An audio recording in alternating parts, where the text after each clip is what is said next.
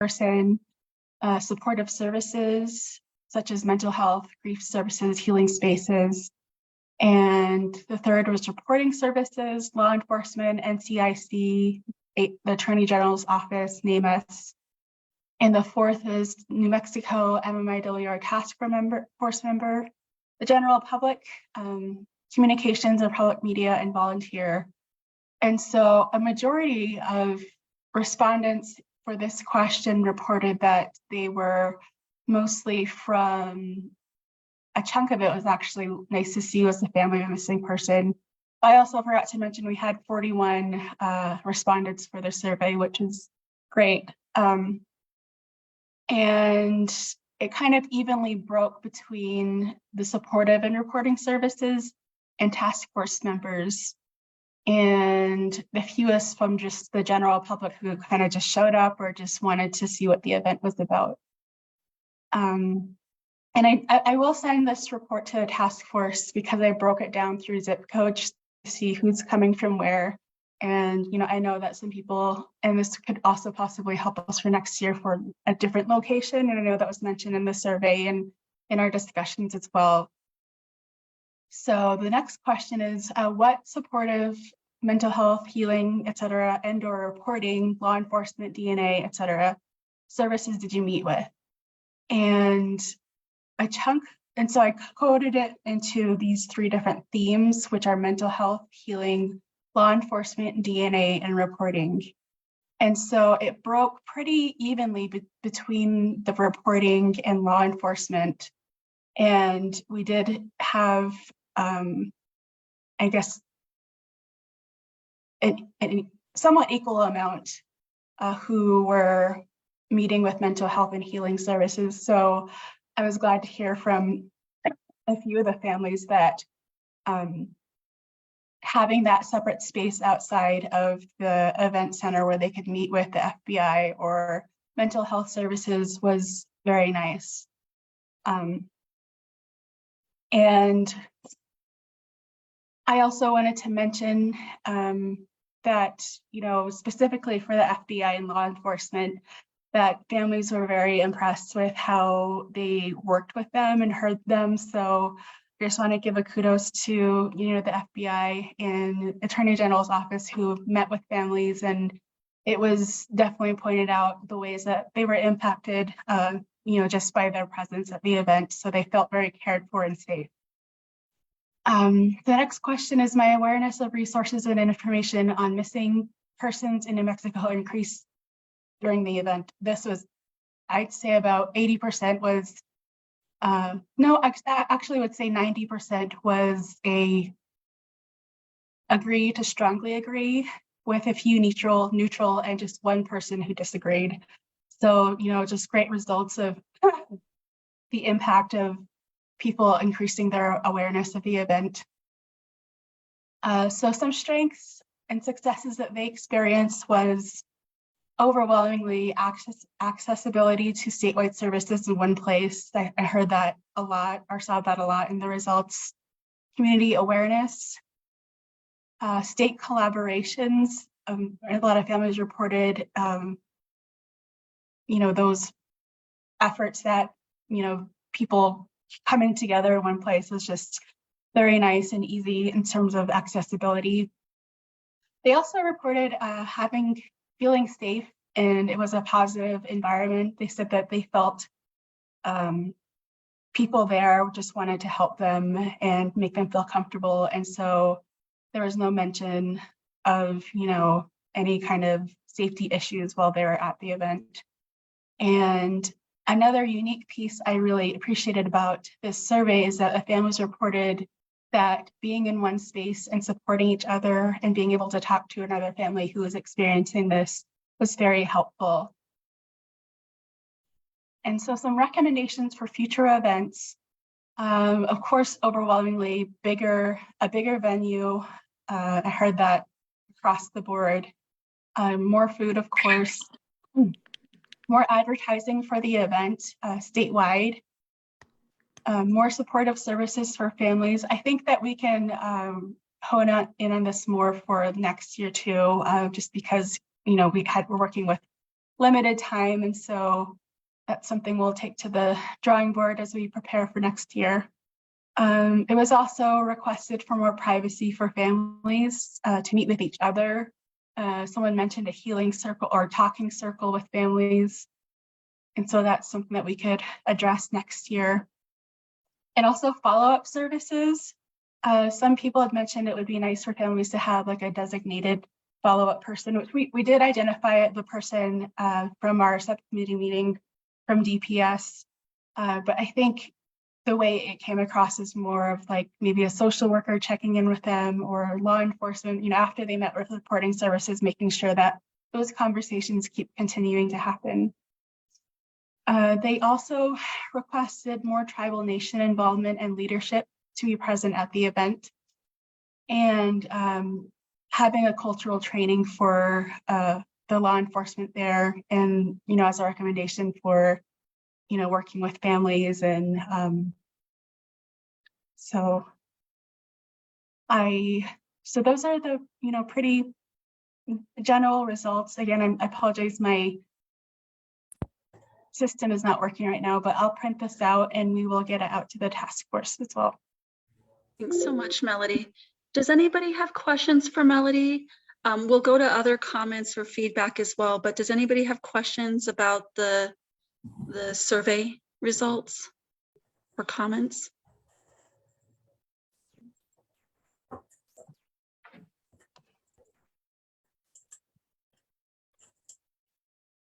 All right, not seeing any questions or comments. Does anybody have additional feedback as you've had more time to kind of sit with that experience and think back on it? Anything additional that you want to just make sure is fresh in our mind as people move into planning for next year's event in January? Regina, I don't mean to put you on the spot, but I also know that you were doing some reflection within the Department of Public Safety, and I wonder if there's anything else you want to lift up into the conversation or the thinking for next year. Yeah, no, I really like that. I appreciate that feedback from the survey and the questionnaire.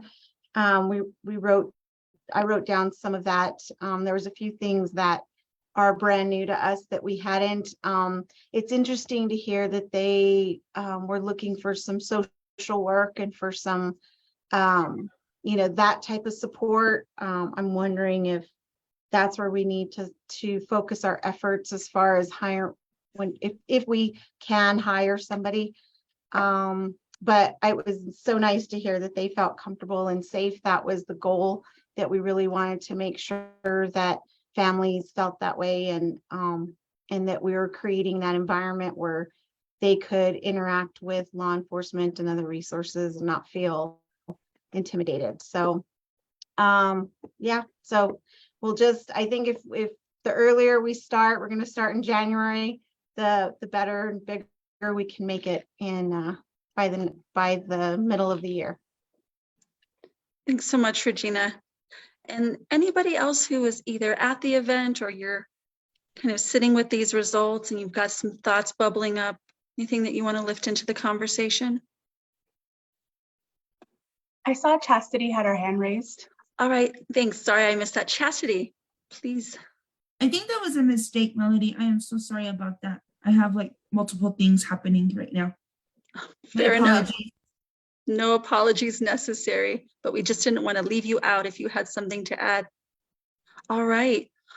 Well, again, so folks, look forward to the report from Melody. She'll be sharing that out with the task force members. And with that, I'm going to pass it to Crystal, and she's going to guide us in our next part of the conversation. Oh, I think we had a question in the chat. Hold on. Oh, thank you. It said, Karina is saying you mentioned a January date. What days and where in January? So Melody, has a date and time and place been set to begin the planning meeting for the next Missing in New Mexico Day? Or is that a Regina question or an AG's office question? Yeah, I think that's a Regina question, and we'll probably talk with the subcommittee as we're planning, because we haven't identified that, and that also kind of coincides with our legislative session that's starting at the end of January. So what do you think, Regina?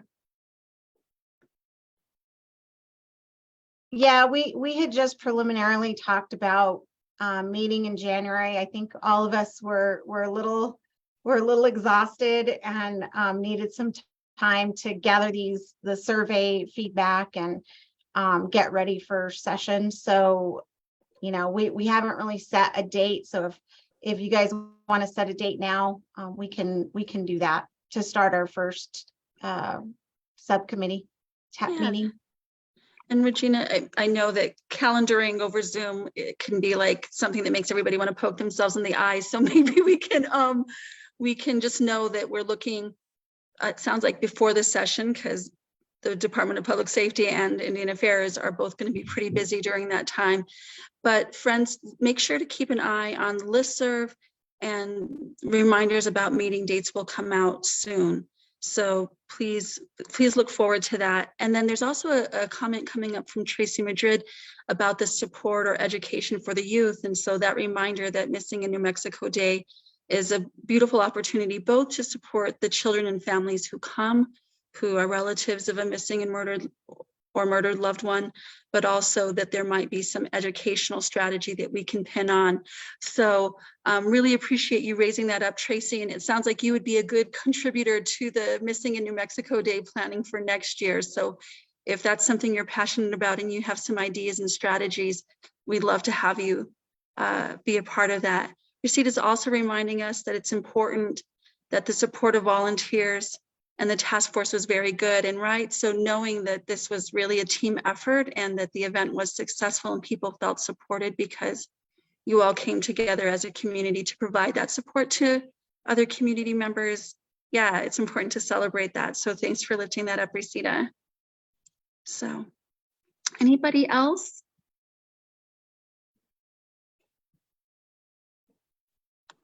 All right. I do have a suggestion. Yes, please. And I thought about it after the event. We had so many people volunteering and presenting. It hit me that we should document with a photo of all of the volunteers and the task force members that are attending the event, just to have that information there and have a photo put up somewhere. I think it's important that we recognize everybody who was there, and those of us who were running around like chickens without a head.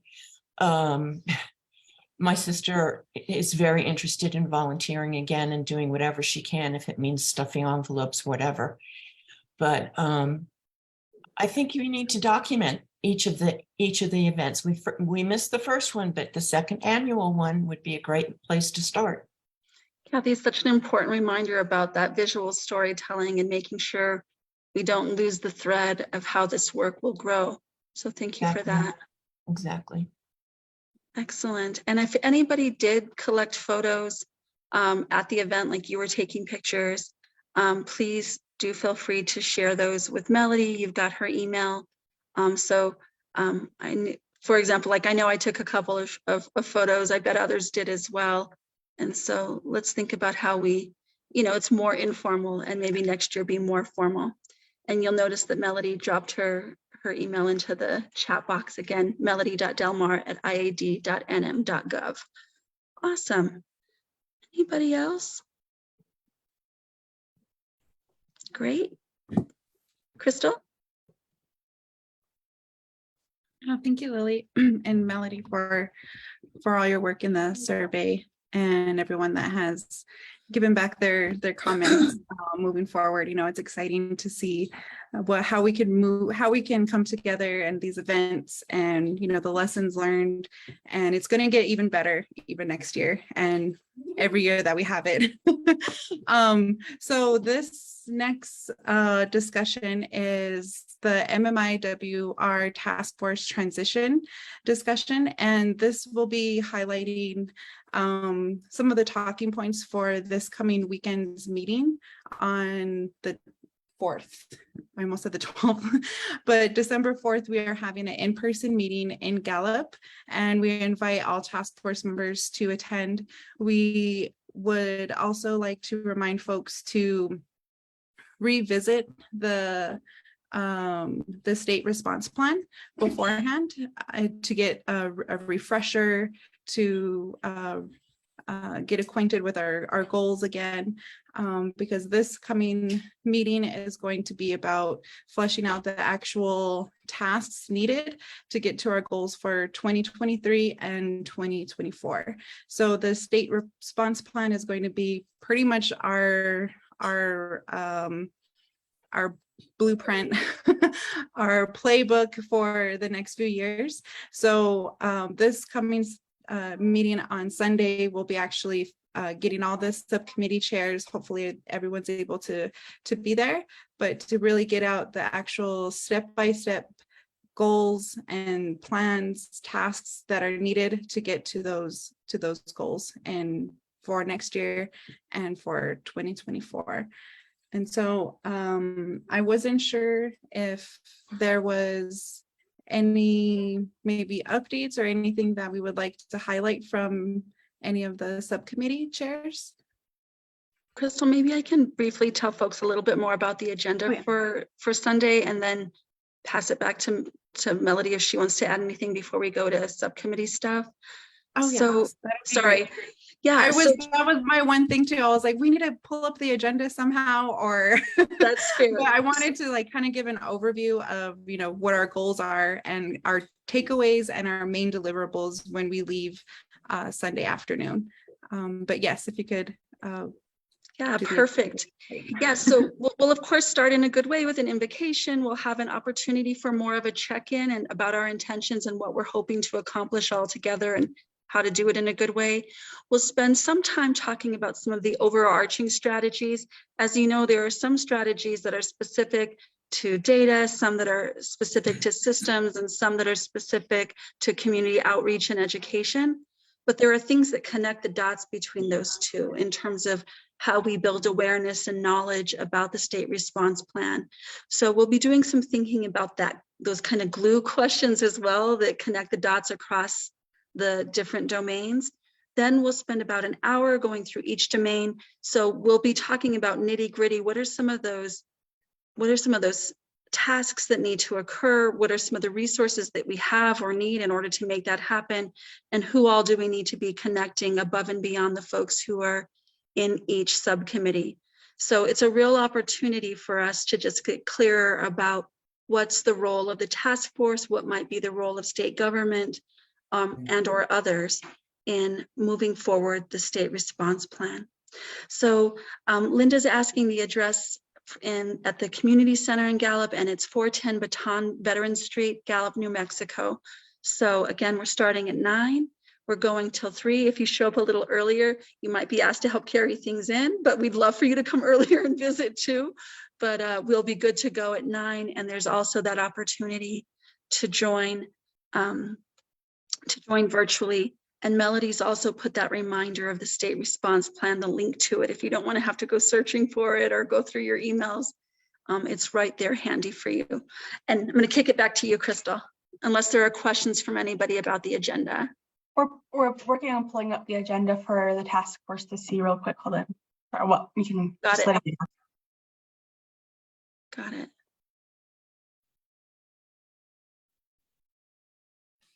So yeah, thank you, Melody, for putting the state response plan in the chat.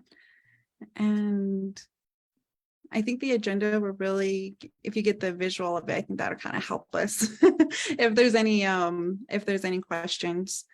But I know we have in the morning, it's, you know, reviewing the goals, getting that written out. And in the afternoon, it's having our subcommittees with their goals and steps.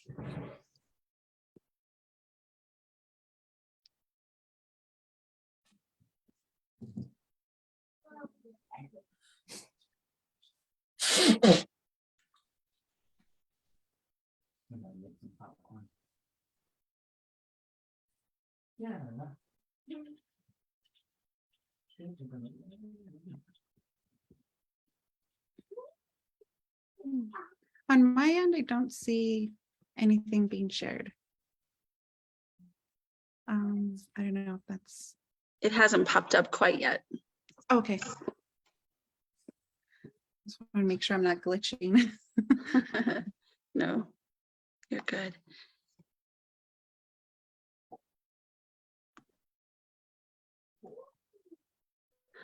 All right. So while that's still coming up, Melody, can you just let folks know if they're planning on joining virtually versus in person, where they can look for that link? Oh, there it is. Never mind.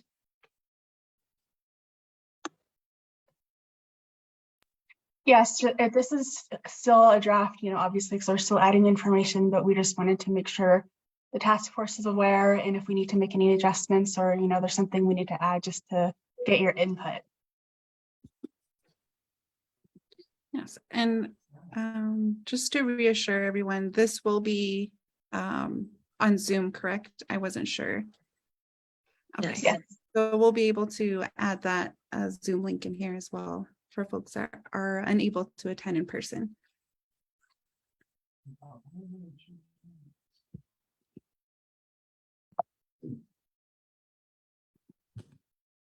If I may, Melody, make a suggestion.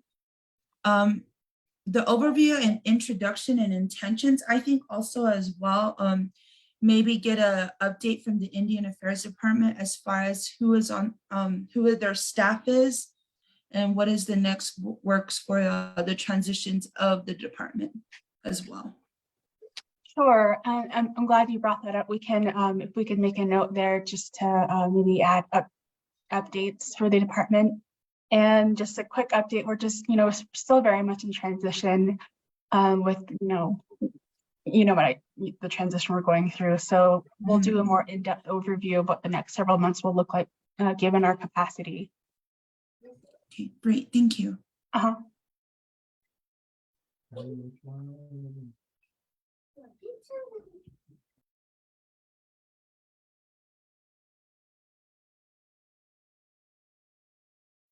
Yeah, so are there any other comments or suggestions on the agenda? If there's any feedback or anything that we're missing? I think that's really great. There is a lot of transitioning, and I didn't know myself if we needed to revisit any kind of roles or expectations or responsibilities for task force members or chair.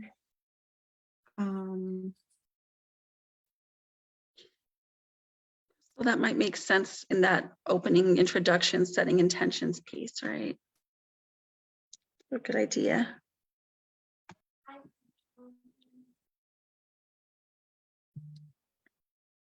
So I know some people's capacity may have changed in the last year or so. And so, we really want to make sure that the folks that are able to be here within the task force have the capacity to, go through with the tasks needed to get to our goals. And it is kind of heavy, getting, having that we're all here with our individual organizations or departments that we're with. So we want to make it sure and make it clear what our roles are, our expectations are. We want to make sure that we walk away with clear deliverables as well. So if your capacity has changed, or if you're able to take on more, this is the time to really make that known. This is the meeting to let folks know what your capacity is moving forward.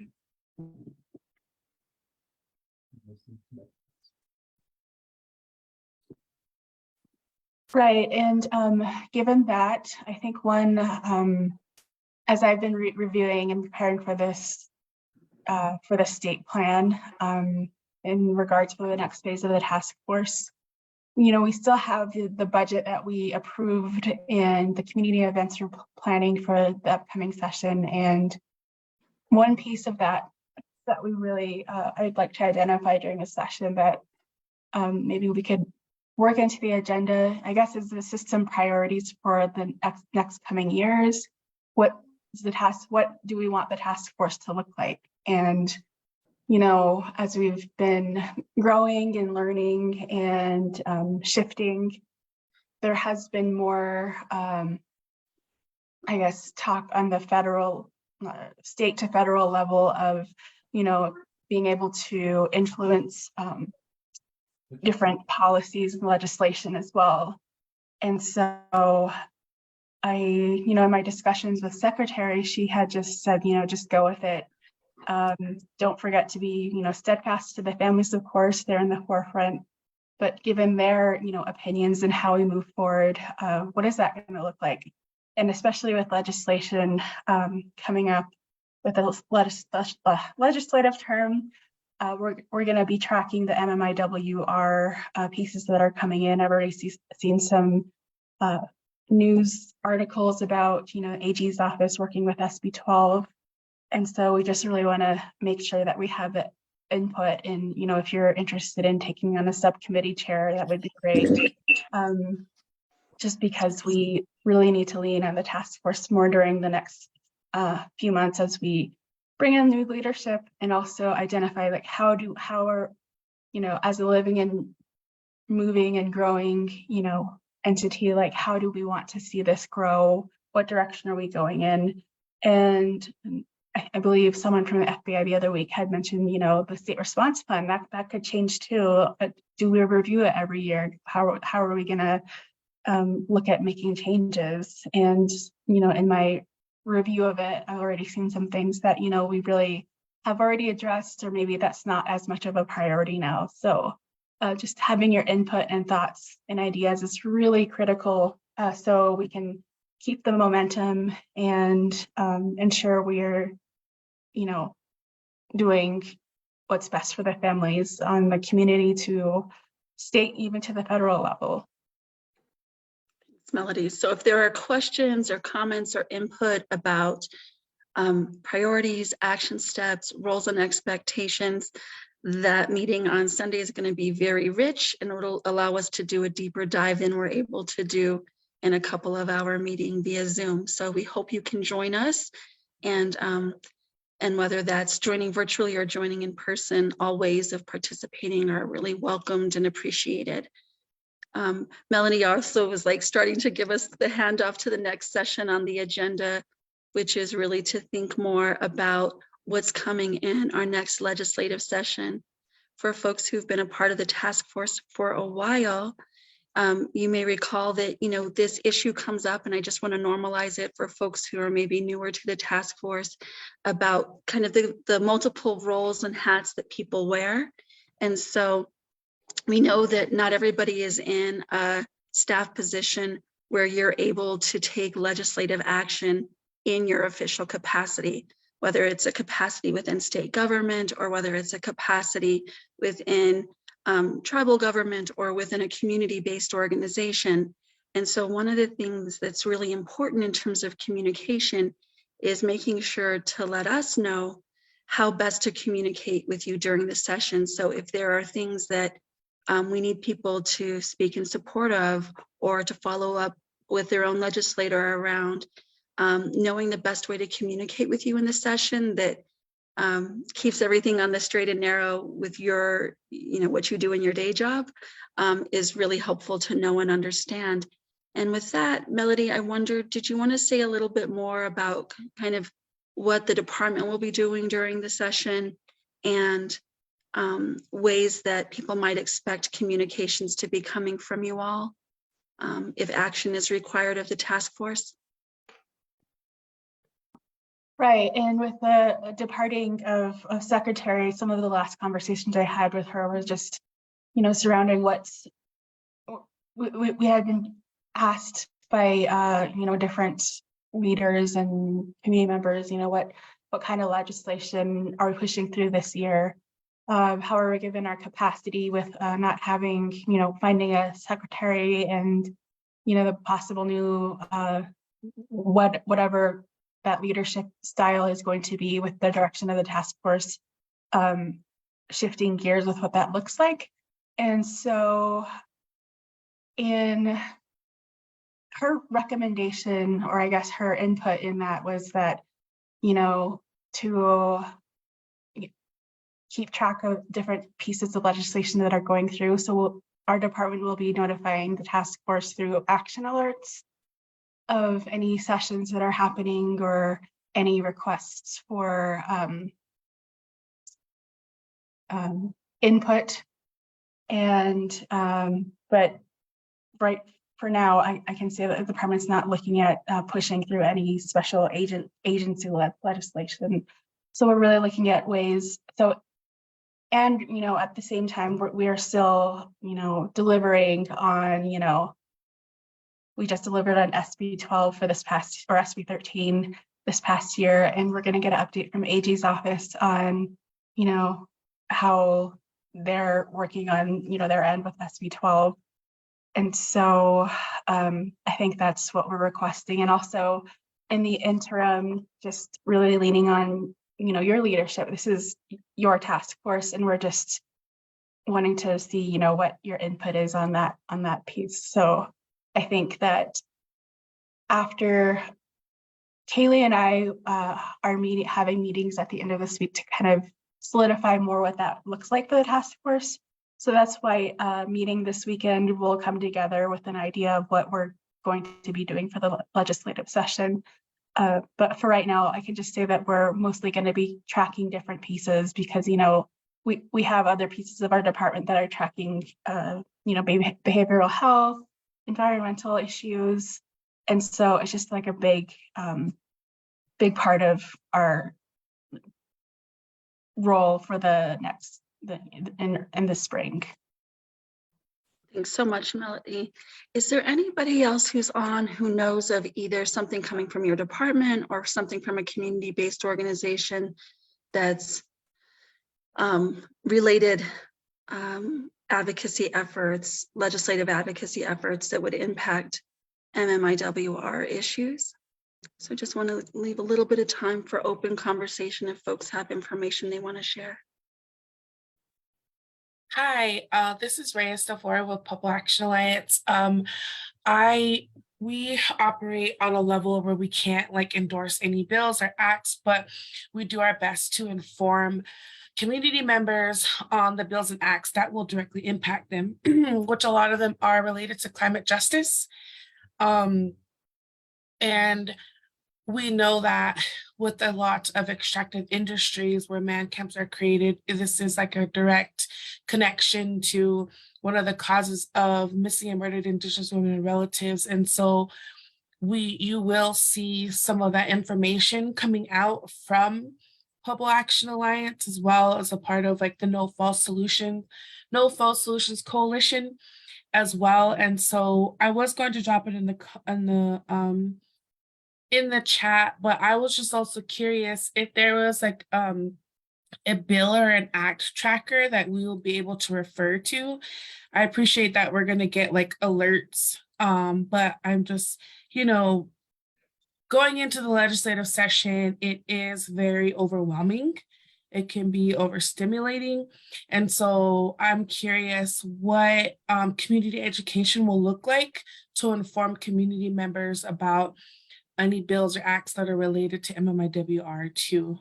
Yeah, Reyes, that's such a good question. And I know sometimes people will pay a lobbyist or somebody else to do fancy bill tracking, but I'll be really honest with you, the nmlegis.gov is pretty user-friendly if you get a chance to dig into it. And so one of the things that we could do before the session is just do an info session to walk people through that website. So that way, that ability to track legislation, see things that pop up, understand where things will show up on agendas. That way, more people have greater comfort with that public information that's available and that's free. So I'm not saying if people are working with fancy lobbyists, good on you. If people are wanting to have the tools in your own hands, we're really happy to walk you through how to do that. And so, Reyes, does that sound like it would be a helpful, a couple of different learning sessions? Maybe we offer one early in the morning and one at lunchtime, and people on the task force can join and we can walk you through how to use those tools. Would that be helpful? Yeah, I think maybe we could even kind of discuss what those options can look like and informing how to navigate the system, that system itself, but then also just even understanding maybe even what a bill or act is, because I know that it can be time consuming, but it is really beneficial if we're asking community members to support anything that's in relation to MMIWR and the task force. Thank you. Right. Thanks for that, Reyes. I think that's a great point and something we've definitely been discussing. And I just forgot to mention that we are planning on some sort of info session or training early January before the legislative session for the task force, just to be aware of, the processes. So I know there's some people who are new to the process in the state. I myself am new to it. I've done it on the federal level, but not specifically with New Mexico. So yes, I think that sounds like appropriate for us, right, Lily, to have a kind of a info session on that. Yeah, definitely. And Reyes, I appreciate that you're lifting up the point and about things that are directly related and also things that are correlated with MMIWR issues. I mean, we know from the state response plan and the data in there that over 90% of women and relatives who go missing, who are Indigenous, that most of the people who are perpetrators are not people from the community itself. It's people from surrounding communities who tend to perpetrate against Indigenous women and relatives. We also know that there's a high correlation between extractive industries and the exploitation and trafficking of people. And so, there's so much fact and information in our state response plan above and beyond that contextualizes why you all chose the strategies you did. And so Crystal used the word before that was like the blueprint or the playbook, but they're really, in terms of people feeling prepared and able to participate and lend your voices to legislative advocacy, it's not going to require a ton of content research because that's already there. You all have already done that work. So anyway, thank you for raising that particular issue, but also remembering that you all have done an incredible body of work around this already. So now you get to just use that tool that you've made. Anybody else, questions, comments, things that you want us to think about as we're planning that info session for January? So we make sure we're designing that information in a way that's most useful to you all, so you feel ready and confident to get engaged in legislative advocacy if you've got a heart to do that.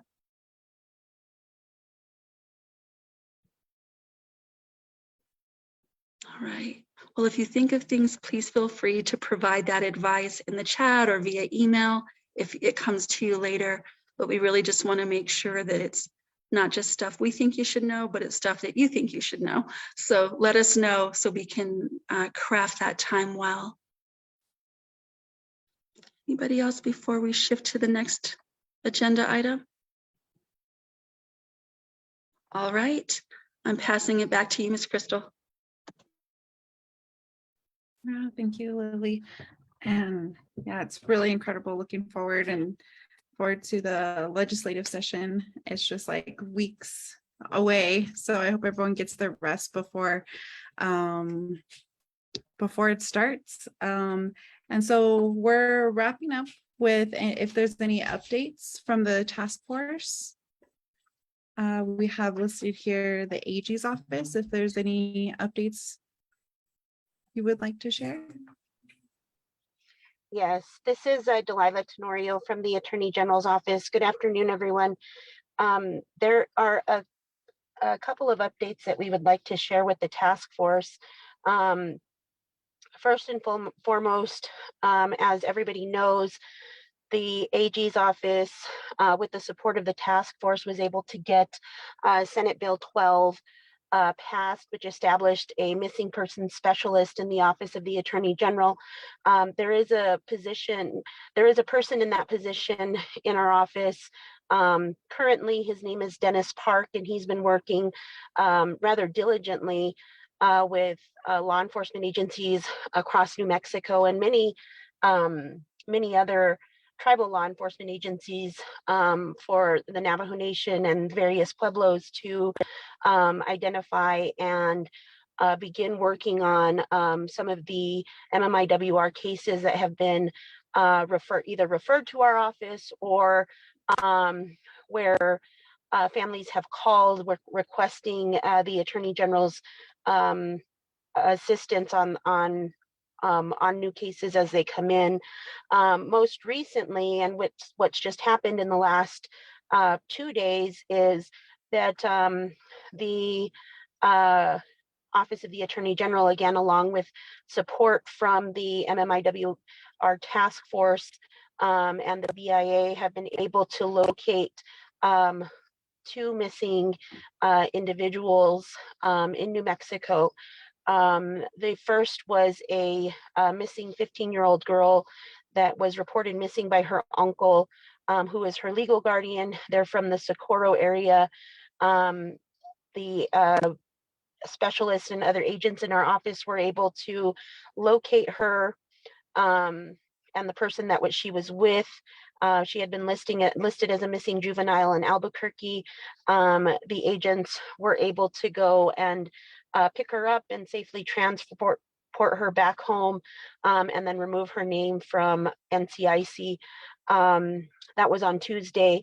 And then again, on Wednesday, yesterday, the special agent missing persons specialist in our office, along again with support from the task force, the Second Judicial District Attorney's Office, and APD, were able to locate a missing 18-year-old individual from Yakima, Washington. This particular individual was found safe and living with their partner here in Albuquerque.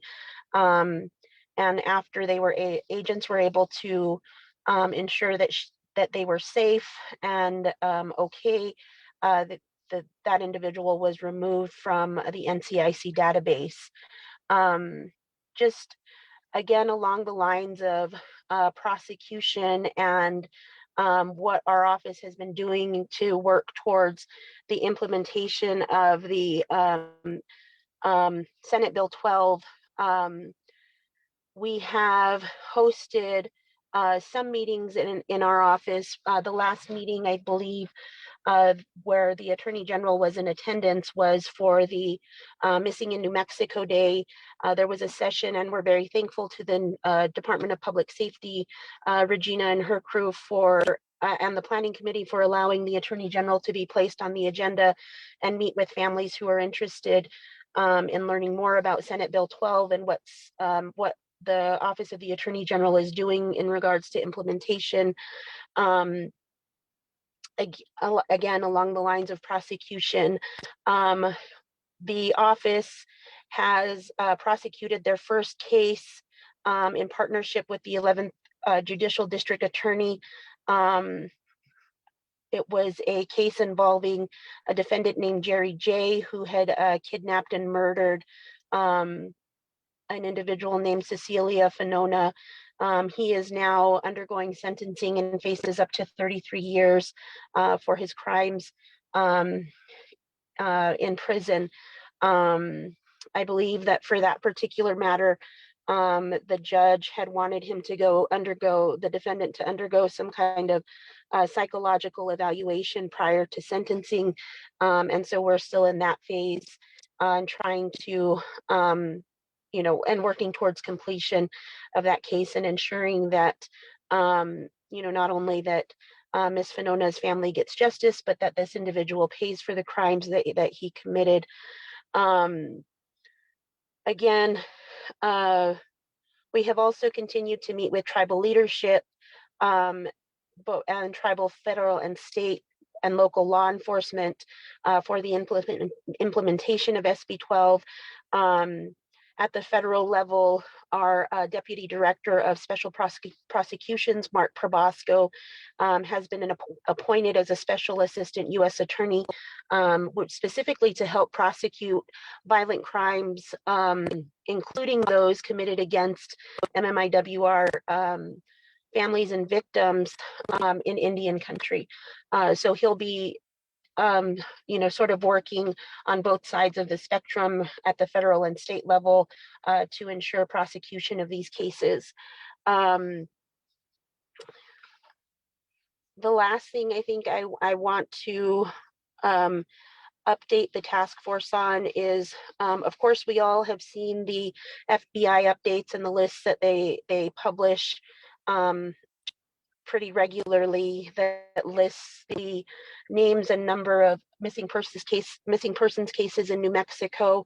We're very grateful and have continued to be active in working with the FBI on the identification of those cases and ensuring that our office can prosecute or take care of, or at least participate in the investigation of some of these cases as they come reported to the Office of the Attorney General. Some investigative agents in our office have also taken over the investigation into the disappearance of Pepita Redhair from the Albuquerque Police Department. Miss Redhair has been missing from the Albuquerque area for 2 years, and so our office again will be actively involved in that and leading that investigation, and hopefully be able to work towards some closure and justice for Pepita Redhair's family.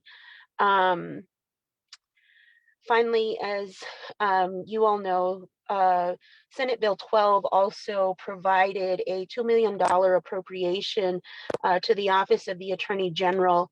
$1 million of that money was for the hiring of missing person specialists in the year for the Office of the Attorney General, specifically for the year of 2023. And then the remainder $1 million was for grants to implement an online portal, which would be dispersed in the fiscal year 2023. The Attorney General's office is currently working to establish the application form and application process for the appropriation of those grants to the different tribal agencies or supporting tribal agencies or supporting tribal organizations to help them continue to develop whatever infrastructure or protocol that they may have in place for the identification of missing persons in their communities. Once that application and process has been finalized by the Office of the Attorney General, we'll be sharing that with the task force for purposes of dissemination and just trying to get some interest out there for those tribal entities or organizations that may be interested in applying for this money. We are currently working and we do have a sort of a starting point in working to develop a list of organizations that our office has identified that may be able to apply for this funding. And once that list is completed, of course, we will send out information to all of those organizations announcing the availability of the grant money and the steps that they need to take to apply. And I think that's it. The only other thing I would say is that the Office of the Attorney General remains committed to addressing the epidemic of MMIWR persons in New Mexico and throughout the country, and we will continue to, carry out this work diligently and fully implement Senate Bill 12 as we continue to move forward in 2023. And that's all the update I have. If there are any questions, I'd be happy to answer those now. Thank you, Delilah, for that. I hope I said your name right. But thank you so much for that thorough announcement. It's incredible. And I just want to open up if there's any questions at all for the AG's office.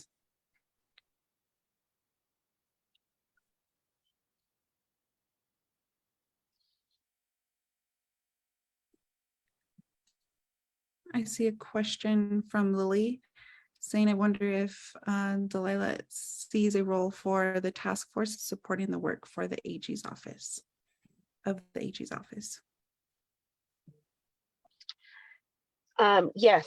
So as you all know, we will be going through a transition period as well. But the individuals, particularly the Deputy Director for Special Prosecutions, myself, and our missing person specialist remain committed to working with the task force and continuing to have an active role in the work that the task force does. And of course, in bringing, not only bringing these updates, but potentially collaborating with the task force to do some of the outreach and community education that is also required of our office under Senate Bill 12.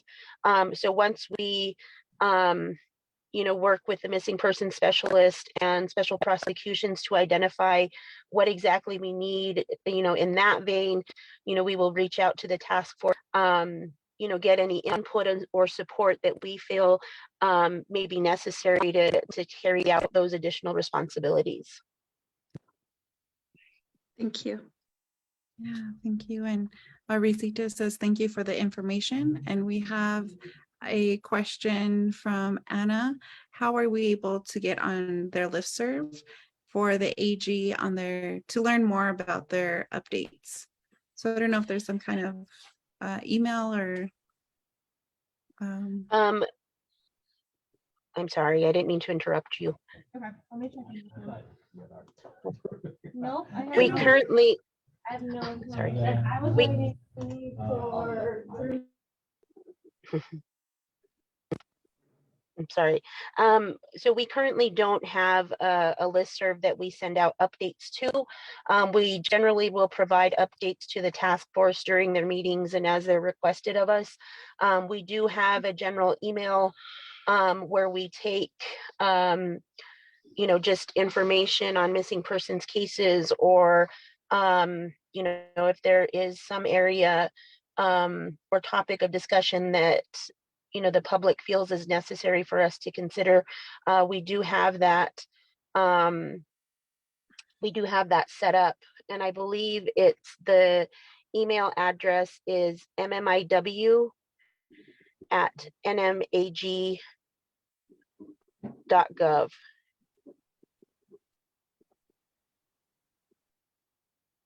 And I'll drop that in the chat. Oh, never mind. Melody already did that. Awesome. Thank you for that information, and Melody for that email as well in the chat. And I'm wondering if UNO has a update as well.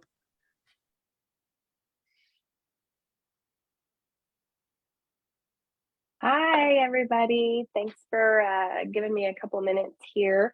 Yes, we're very excited to report that we did get the grant funding for our National Institute of Justice proposal that we discussed with you guys a few times during your meetings. And I believe many folks had a chance to read the proposal before it went under review. So we did receive word. I want to Emily? say, Just real quick, I know we have new task force members and people who aren't familiar. Could you do a brief just introduction of, University of Nebraska and what it is? That'd be great. Thanks.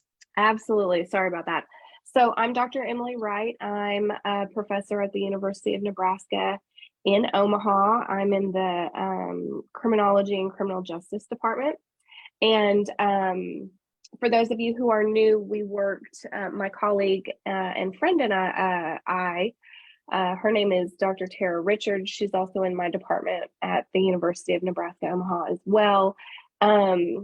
We started working with Stephanie from IAD and the task force maybe about a year ago. That's my job. To talk about a potential proposal for a grant project that we wanted to work on in New Mexico that replicated and extended a project that we did, also funded by the National Institute of Justice in Nebraska. And it essentially, it went really, really well with much of the work that the task force has already been working on regarding getting an idea of the scope of missing and murdered Indigenous relatives and family members in New Mexico. And then we tweaked the proposal essentially to add a piece to think about how to make the data collection and data management of these cases stronger and potentially more institutionalized in the state. So for those of you who are new, we wrote a proposal for the National Institute of Justice to do this work back in the spring of 2022. And we let the task force members have a look at it. I think possibly a couple of versions to it. We tried to amend it as much as possible to take a lot of the considerations of the task force into account. And then we submitted it to the National Institute of Justice. And like I said, we heard back on it probably in October. So we will officially start that project in January, around January of this coming year. We on our end have a few more things that we need to do to get that grant released essentially to us. And then after that, once we can start, we will be working with the task force to do two main things. One will be to identify a local researcher to be part of the grant. We have about $5,000 per year that we can pay them.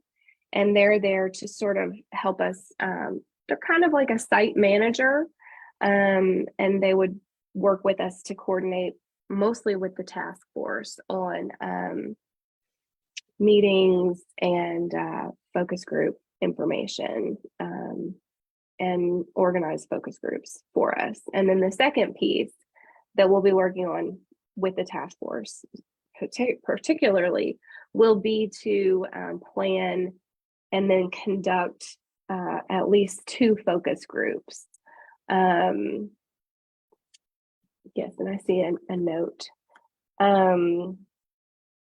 Yeah, thank you for putting that in the chat, Lily.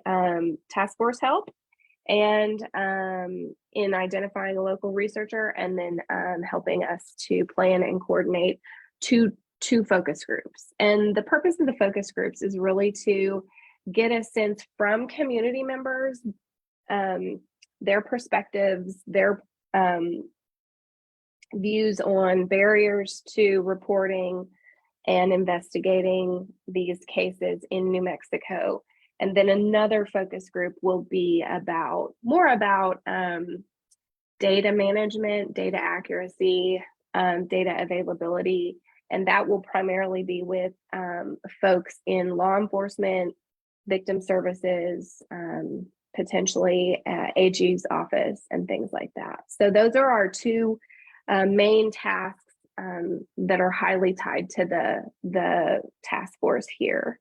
Like I said, we've got a few things on our end to do between now and like mid-January or so, and then we'll report back to y'all. We have on our timeline, we're hoping to start talking about the focus group topics and specific questions that we want y'all's help with, probably around March, and then we want to do the actual focus groups a couple months after that. So that's our initial timeline. Does anybody have any questions, or Melody, am I missing anything that I need to talk about?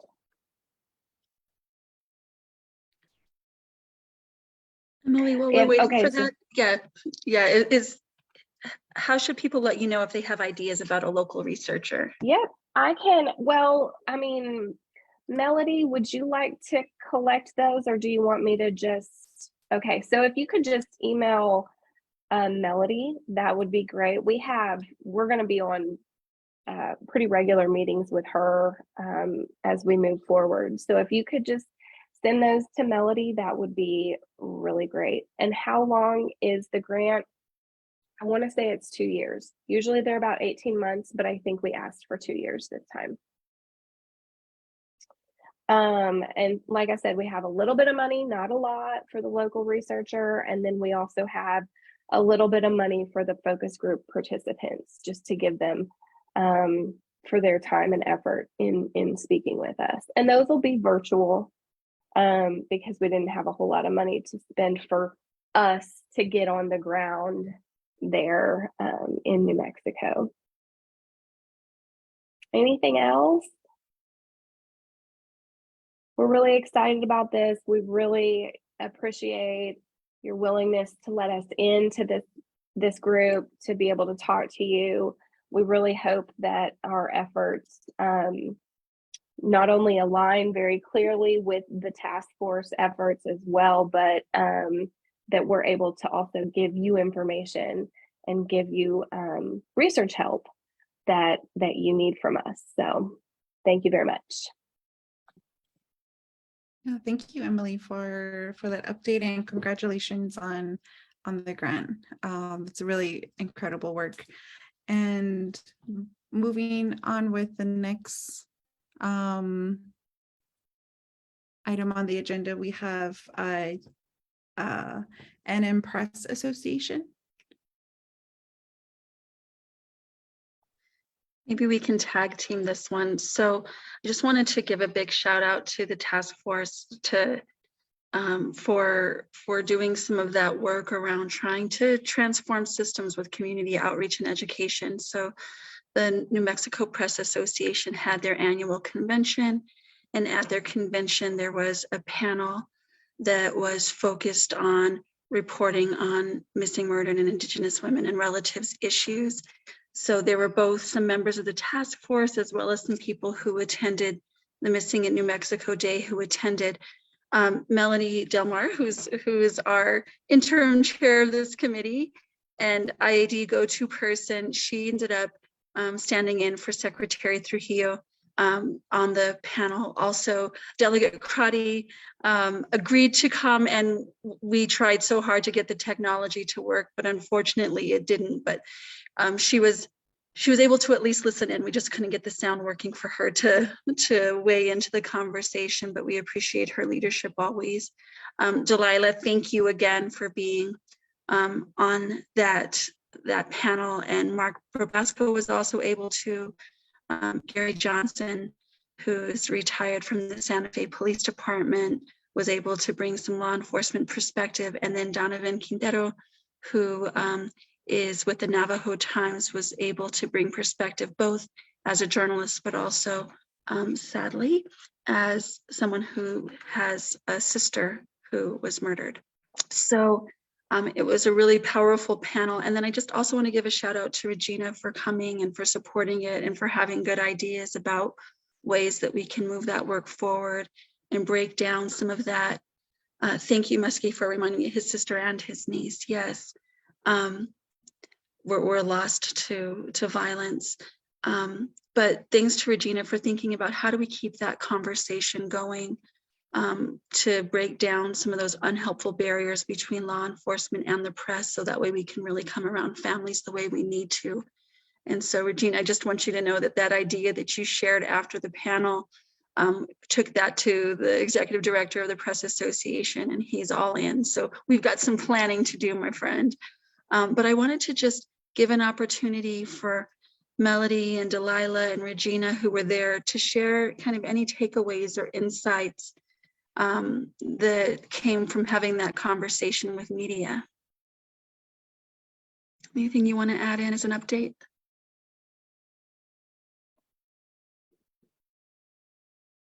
Sure. I thought it was a really great conversation. It was a smaller group.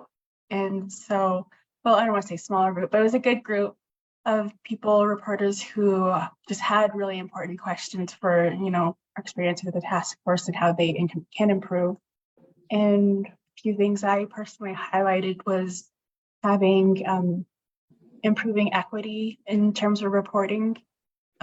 Just the fact that, you know, we see missing people happen, you know, across the states, and, you know, with Native American Indian Alaskan Native people, we have the highest experience, the highest rates of violence. However, it's never reported. And so seeing that happen in the media and not getting the same kind of support when compared to other missing people is something we really wanted to highlight and address. And I was also approached by some of the attendees after the event who said, you know, I really want to be involved. I want to go to the task force meeting. So if you're here, you know, I'm glad you could attend. There's already been improved movement and action. I think a reporter from I don't want to get it wrong, but she had reached out and was able to work with the FBI with getting the list printed in their newspaper. And so that's just my experience at the event, and I thought it was very important, and I'm glad that we were able to have these discussions with the panelists and attendees during this annual event. So it's great. Thanks, Melody.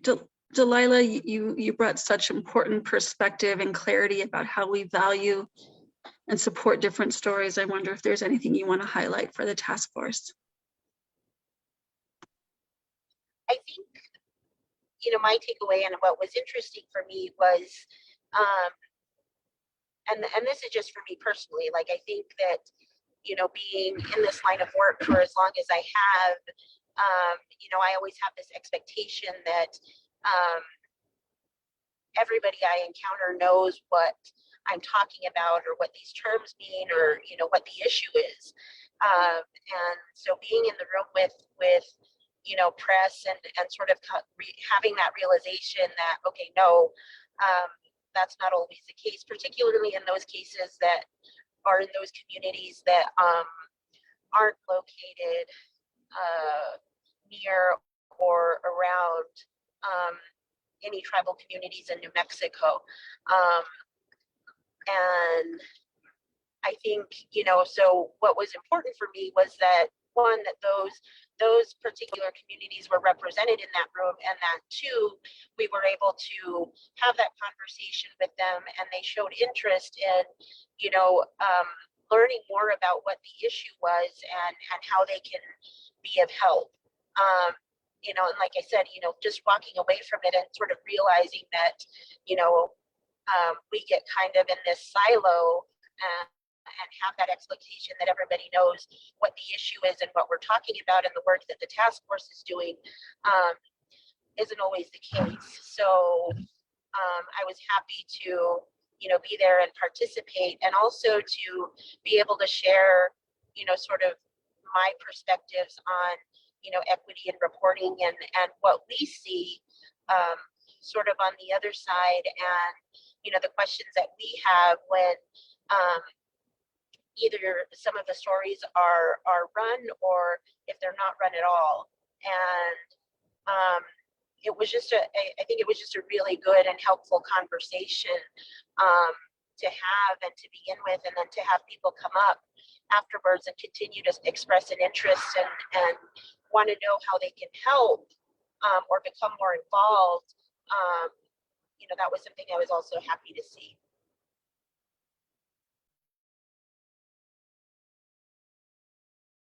Thank you so much, Delilah. Regina, I know that you were there listening in and problem solving afterwards. Were there any other takeaways from your perspective? I think everybody on the panel did wonderful, answered the questions. They, the audience, or, you know, the journalists were very engaged. And I was watching them and watching how they were listening to everybody on the panel talk.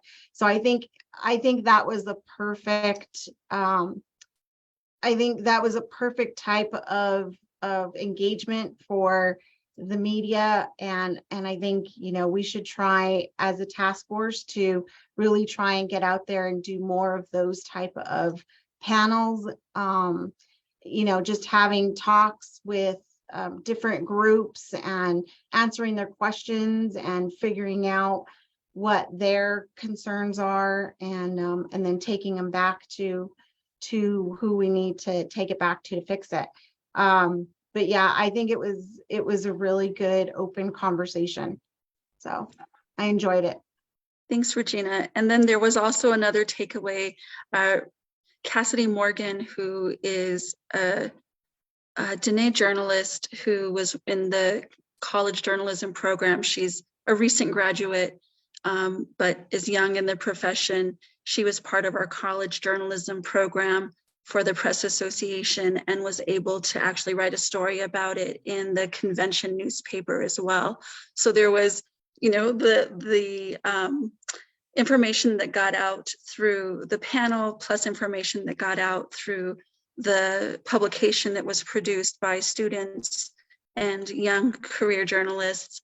And I'm really excited to see where things go. So if folks want to be a part of the planning around how do we get media and law enforcement working together to really report in ways that serve the needs and interests of public safety, public interest, but also serve the needs and interests of families in that equitable and just way that Delilah mentioned, please, by all means, let us know if you want to be a part of that, because it's definitely one of those labors of love, unfunded efforts, as many of the things we do are. So please know there's an invitation. And I'm seeing a couple of things in the chat.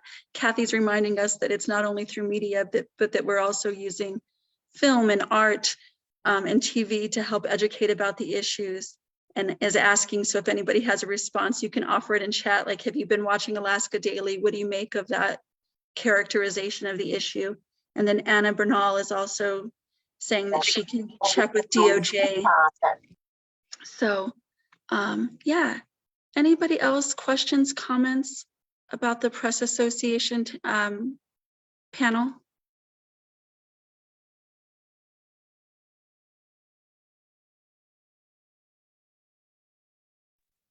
Darlene, your press list and example press releases would be really helpful for folks as they're thinking about how to communicate about the issues as well. And I will just say that if you're ever like, do I have the latest and greatest press list? Because it's a pretty dynamic industry as well. One of the cool things that the Press Association can do, and I'm not doing a commercial, I'm just letting you all know, is that the Press Association, if you pay them $150, they'll send out your press release, and they have the latest and greatest press contacts in the state. So if you write it yourself and you send it to them, they'll do that distribution to every New Mexico owned paper in the state. And then the New Mexico Broadcasters Association is pretty good about sending those out for free as well. And so yeah, if you're trying to get the word out and you're not sure if you have the latest and greatest press list, the Press Association and the Broadcasters Association can get it out to their members, and they get more opens sometimes than others because it's their people. So just one quick follow-up with that is, I know that since October of last year, our law firm, who represents 18 families, we've been featured in over 125 stories throughout the United States. And wow. So our press list is it has lots of like CBS, NBC, the Guardian newspaper, Washington Post. We've been able to combine a press list that goes throughout the country and throughout the nation. And we also have a list of families who are able and willing to talk to the press. So when people call us about families that they can talk to, it's really helpful just to send them that list. And then we have each family do a book, and if you'll give me just 1 second, I'll show you guys what that looks like. And for the people who actually work with families, this has been really useful when we meet with police and we just meet with legislatures. And hang on, I'll pull it for you. Darlene, that's amazing. Are we able to give Darlene the ability to share her screen so that way she's able to share that too? Sorry. I had to go get it, but this is what it looks like. And we have each family do it for their loved ones.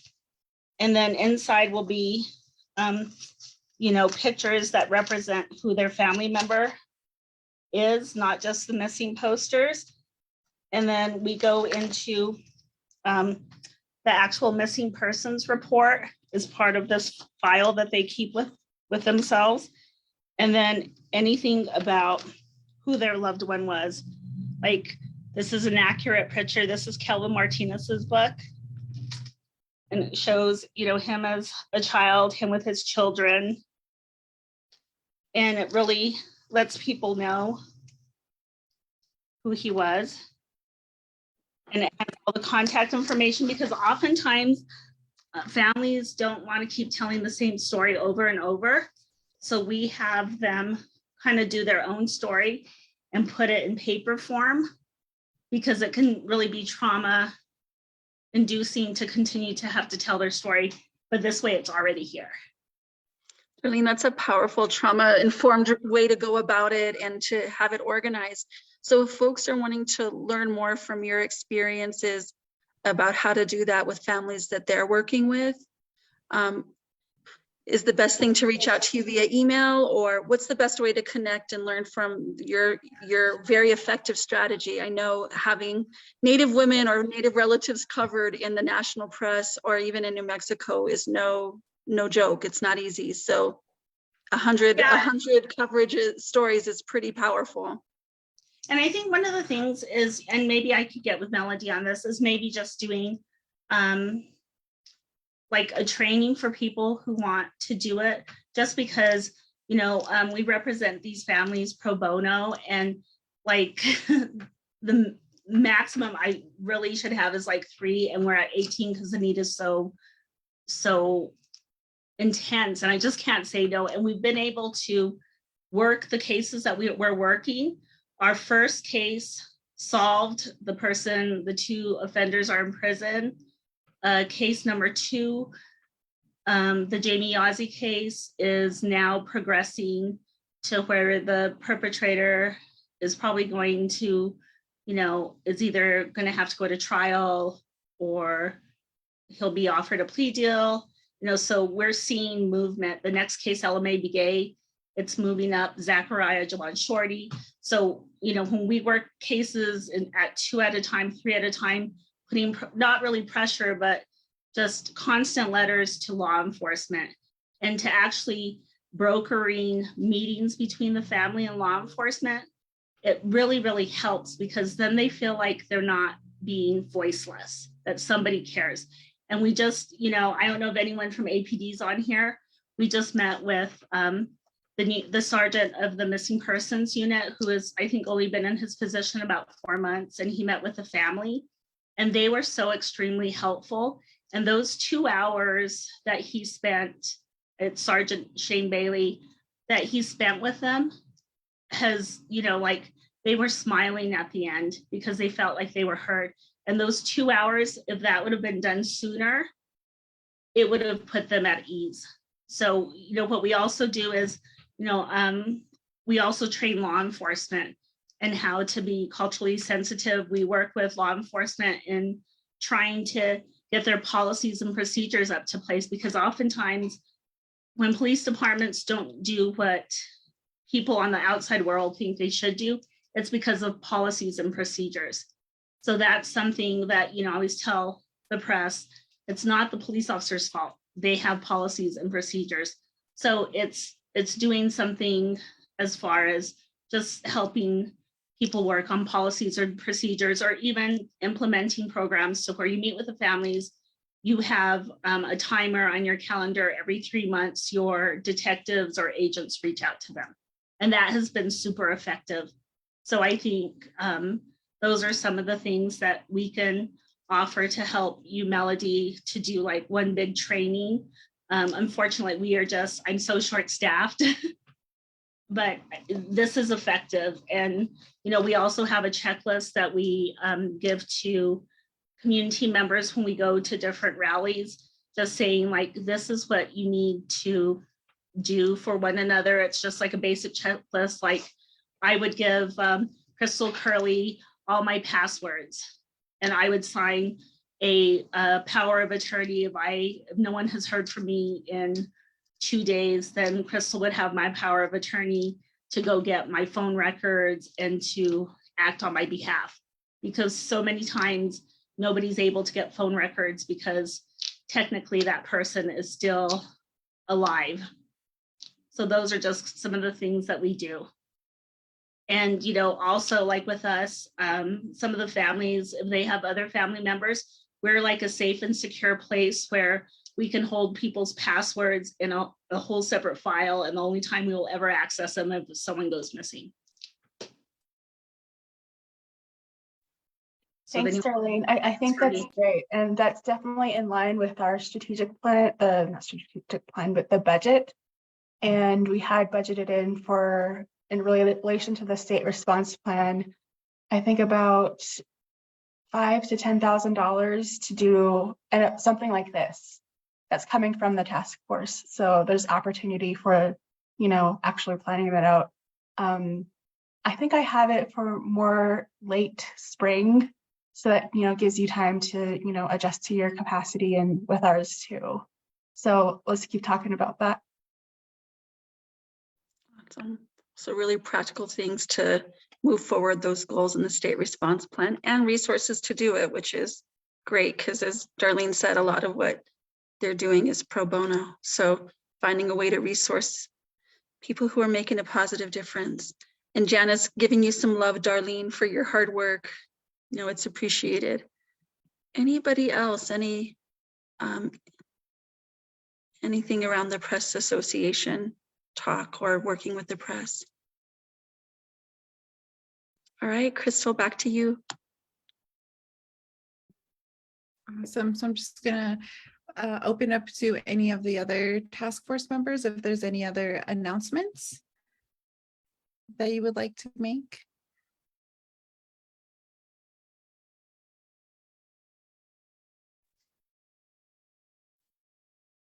I just have a quick announcement. So every year we have a Christmas drive for the children of MMIWI victims. And this year I'm a little bit slow on getting that started. So we're looking for 8 volunteer organizations or people to provide Christmas presents for the children of MMIW victims. And so every year, the majority of what the kids want is just like clothing. And they very rarely ask for toys. But if any company or organization would be willing to maybe adopt a family or 2 families, we can get you their Amazon wish list. And, you know, one of the families, it's really sad. The father is currently missing and he has 3 young children. The other relative had been missing. His body has just been recovered, and he has 3 little girls under the age of 4. One was just born 6 months ago, so she's never going to get to know him. And so family members are, you know, raising the children. So I can put my phone number and email in, and if anyone wants to help, that would be great. And then we also do it for the mothers. So we always try to get a present for the mothers and fathers because they spend so much of their time searching for those loved ones that they don't take care of themselves.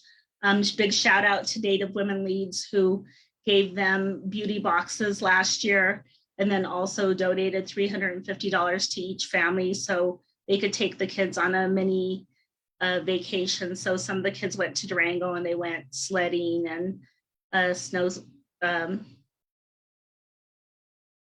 ice skating, and some families came to Albuquerque and were able to go to like Main Event and the zoo and things like that. So if anyone's interested in helping in that. Awesome. Thank you, Darlene, for the incredible work and for also putting your info in the chat for everyone. If anyone's interested, I'll definitely get a hold of Darlene.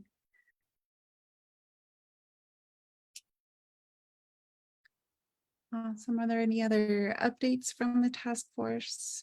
before we close with a prayer?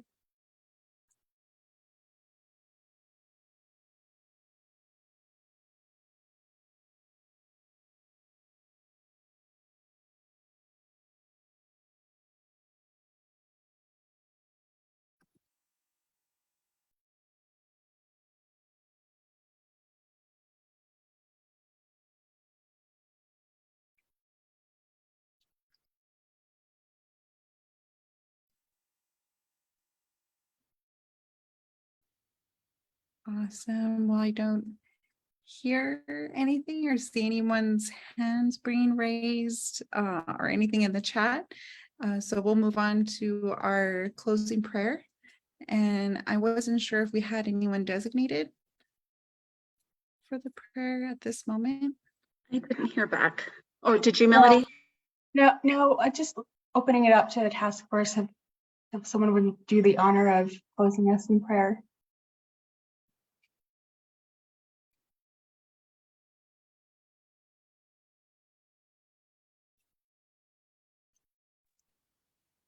Melody, this is Jana. I don't mind closing us with a prayer. Thank you so much, Jana. I really appreciate it. Thank you. Yes. Kodon hajondole shema nahasan yadat shatat najona shadole. Holy Spirit, changing woman, we come to you at this time, this beautiful season. We give thanks, Holy Ones, for the cool air as we go into the month of December. We think about the work that we have done throughout the past year as we reflect, knowing that the long nights we come inward to our homes, to our families throughout the long nights. And that reflection, Holy One, is to think about all the work that the task force has done this past year. To know that we have harvest good relations, we have built a beautiful foundation, and to know that we have good thoughts and prayers for this task force to continue.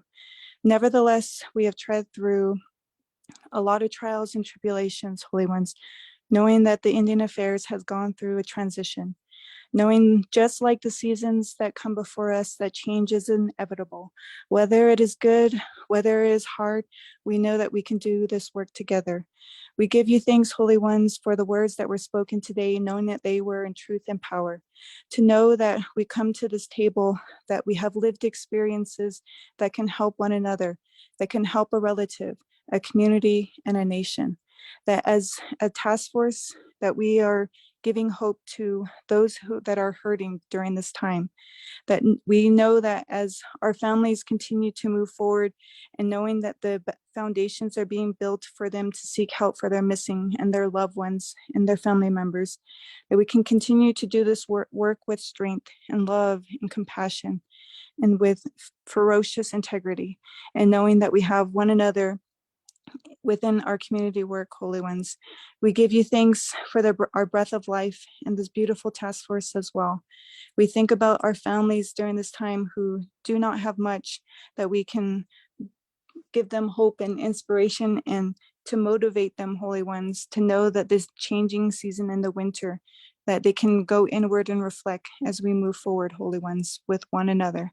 We give you thanks, Holy Ones, and in your name, Hajna Haslin, Hajna Haslin, Hajna Haslin, Hajna Haslin. Amen.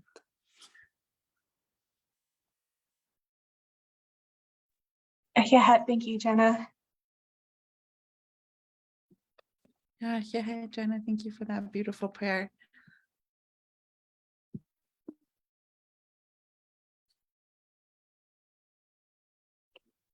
Okay, well, I'll go ahead and close. Thank you so much, everyone, for attending. And if you plan on attending in person and you haven't received a calendar invite, please let me know so I can forward that to you so we can have a good number, an idea of what to prepare for Sunday. And we'll make sure and send you that agenda tomorrow. So thank you again for attending, and I hope you have a lovely evening. Thanks, Melody. Thank you.